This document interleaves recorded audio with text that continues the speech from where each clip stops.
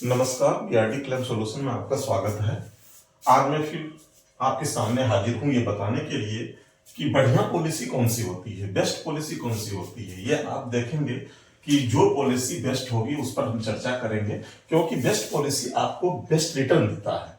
यानी कहने का मतलब वो पॉलिसी, जैसे मान लीजिए आप जीरो डेट की पॉलिसी लेते हैं तो बहुत बढ़िया पॉलिसी है, क्योंकि इसमें फाइल चार्ज ओनली डिडक्शन होता है और उनके साथ साथ रोड साइड असिस्टेंट अगर आप लेते हैं तो बढ़िया है। 24/7 आवर जो है आपको फैसिलिटी मिलती है गाड़ी उठाने की। Engine protection cover, engine protection cover में क्या होता है कि आपको इंजन का कवर होता है, अचानक कोई क्रैक हो गया, अचानक कुछ खराबी आ गई या उसमें से कोई ब्रोकन हो गया पार्ट्स, तो आपको इंजन कवर पॉलिसी पेपर पे दिया हुआ है तो आपको मिलेगा। उसके बाद आइए पीए, पर्सनल एक्सीडेंट कवर, यानी कि अगर ऑनर डेथ करता है तो 15 लाख रुपए का इंश्योरेंस कवर करता है। थर्ड पार्टी पॉलिसी पेपर पर अगर मेंशन है तो थर्ड पार्टी यानी कि हमारी गाड़ी से दुर्घटना में कोई इंजर्ड होता है, डेथ होता है तो हमारी पॉलिसी कवर करेगी। ये बेस्ट पॉलिसी है। इनका थोड़ा प्रीमियम जो है वो ज्यादा आता है, लेकिन रिटर्न अच्छा मिलता है, पॉलिसी अच्छी कहलाती है। जो ये सारी चीजें कवर हो ऐसी पॉलिसी खरीदनी चाहिए, चाहे मेरा महंगा थोड़ा सा लग जाए लेकिन बढ़िया रिटर्न देता है। ये मान लीजिए हमने परचेज कर लिया ये पॉलिसी और हमें ये सारी फैसिलिटी मिल गई, लेकिन सब जब हम ये पॉलिसी लेकर हम वर्कशॉप पे जाते हैं तो हमारे पास काफी डिडक्शन होता है, कभी क्लेम रिजेक्शन आ जाता है। तो क्लेम रिजेक्शन का क्या कारण है, ये रिजेक्शन का मैं आपको बहुत बड़ा रीजन बताऊंगा। रीजन ऑफ रिजेक्शन क्लेम, कभी कभी मेरा मोटर क्लेम रिजेक्ट हो जाता है। क्यों रिजेक्ट हो जाता है, क्या रीजन है, ये जानना बहुत जरूरी है। आप देखिए यहाँ पे हमने मेंशन किया है कि डीआर नॉट वेरीफाइड। इसका मतलब क्या है कि आपका जो लाइसेंस है वह वेरीफाइड नहीं हो रहा है, क्योंकि इंटीमेशन में आपने ये बताया है कि मैं गाड़ी चला रहा हूं और आप ओनर है, आपका डीएल नहीं है, आपके रिलेटिव का डीएल है, इसलिए आपका क्लेम रिजेक्ट हो गया। दूसरा, नॉट एमएलसी, यानी अगर आपने ये स्टोरी मेंशन किया है मुझे चोट आई है, मैं इंजर्ड हुआ हूं, मेरा हाथ फ्रैक्चर हुआ है, लेकिन आपके पास कोई मेडिकल प्रूफ नहीं है, एमएलसी नहीं है, इस कारण से रिजेक्ट हो गया। तीसरा, नो एफआईआर, अगर आपके पास एफआईआर कॉपी नहीं है, मेजर लॉस है, चोरी हो गई है गाड़ी, टोटल लॉस हुआ तो एफआईआर मैंडेट हो जाता है।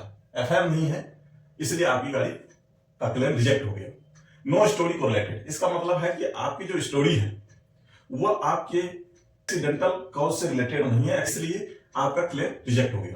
Not vehicle valid insurance date, अगर मान लीजिए आपका इंश्योरेंस डेट आज से शुरू हो रहा है और आपकी एक्सीडेंट 2 दिन पहले हुई है तो रिजेक्ट हो जाएगा। तो not insurance valid date, not DL date, ये डेट से रिलेटेड करता है। अगर मान लीजिए आपका डीएल एक्सपायर्ड है तो आपको क्लेम नहीं मिलेगा, क्लेम रिजेक्ट हो जाएगा। इसलिए आप ध्यान रखें कि इन सब चीजें का बहुत इंपॉर्टेंट रोल है व्हीकल के क्लेम लेने में, जो आपको नो क्लेम होने से बचाता है। गाड़ी नो क्लेम नहीं होगी, अप्रूवल श्योर रहेगा। पॉइंट आप नोट रखिए, इंटीमेशन के टाइम में जो आपने ड्राइवर ने बताया है उसी का हमें डीएल देना है। दूसरा, इंटीमेशन में अगर आपने पॉलिसी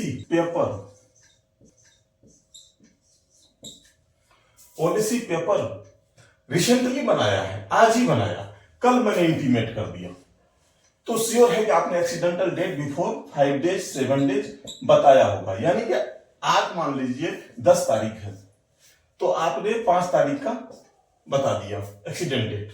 5 तारीख के एक्सीडेंट डेट से आपकी पॉलिसी स्टार्ट नहीं थी, आपकी पॉलिसी स्टार्ट थी 10 के 13 तारीख से, तो नो क्लेम हो जाएगा। इस बात को ध्यान रखिए आप। फिर उसके बाद तीसरा इंपॉर्टेंट मैटर क्या करता है कि अगर आपने स्टोरी